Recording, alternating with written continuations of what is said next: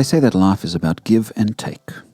Author Mark Twain once said this: "The principle of give and take is the principle of diplomacy. Give 1 and take 10.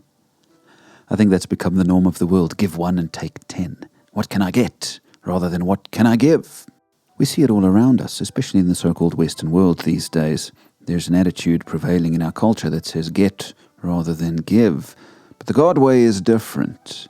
In fact, Paul records in Acts 20, verse 35, that Jesus himself said it is more blessed to give than to receive. For Jesus, there was certainly no give 1, take 10. There was more giving, less receiving.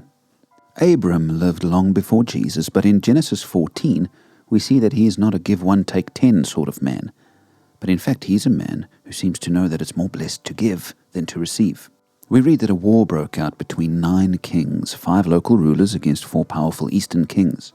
When the Eastern Coalition won, they seized all the wealth of Sodom and Gomorrah, including Abram's nephew Lot. When Abram heard of this, he rallied 318 trained men to pursue the victors, and ended up recovering everything.